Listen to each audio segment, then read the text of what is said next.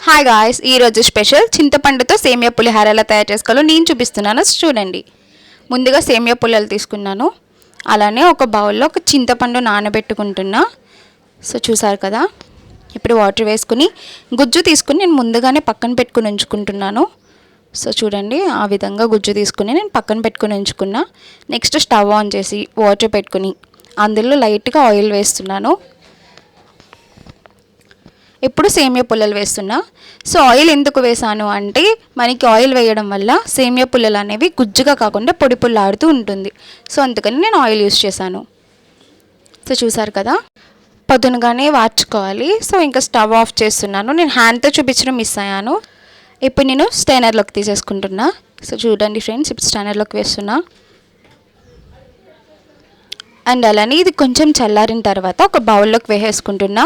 ఎందుకు అంటే స్టైనర్లో ఉంచేస్తే మనకి గుజ్జుగా ఉంటుంది. అదే బౌల్లోకి వేసుకుని కొంచెం సెపరేట్ చేసుకుంటే దుల్లు కింద వస్తుంది. అలానే ఇప్పుడు స్టవ్ ఆన్ చేసుకుని ఒక మూకుడు పెట్టి అందులో ఆయిల్ వేస్తున్నా. ఎప్పుడు వేరుశెనగ గుళ్ళు కాసేపు వేగనివ్వాలి. ఆఫ్టర్ శనగపప్పు కూడా లైట్గా ఫ్రై చేసుకోవాలి. ఇప్పుడు పచ్చిమిరపకాయ ముక్కలు సన్నంగా సీరికల కింద కోసుకుని వేసుకోవాలి. సో చూసారు కదా, ఈ విధంగా పచ్చిమిరపకాయ సీరికలు ఎక్కువ వేసుకోవడంలో పులిహోర చాలా బాగుంటుంది. కొంచెం ఫ్రై అయిన తర్వాత ఆవాలు, ఎండుమిరపకాయ ముక్కలు. సో చూసారు కదా. నెక్స్ట్ కరివేపాకు వేసుకుంటున్నా.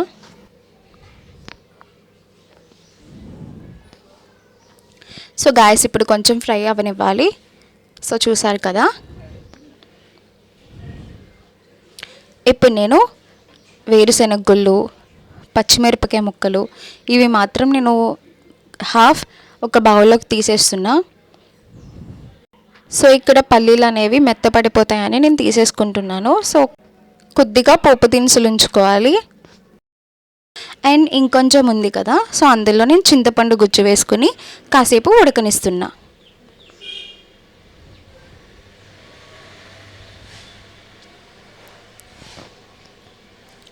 సో ఇప్పుడు తగినంత పసుపు,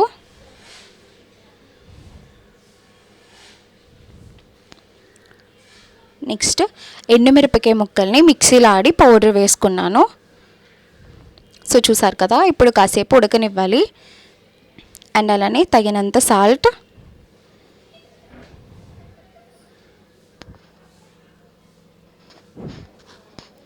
సో కాసేపు ఉడకనించిన తర్వాత సో చూసారు కదా,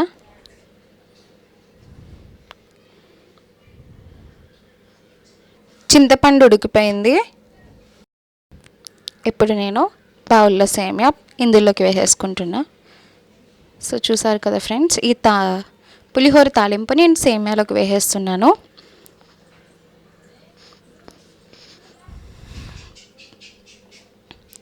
అండ్ అలానే ముందు సెపరేట్గా బౌల్లోకి తీసుకున్నాం కదా పోపు దినుసులు, సో అవి కూడా ఇందులోకి వేసుకొని మొత్తం మిక్స్ చేసుకోవాలి.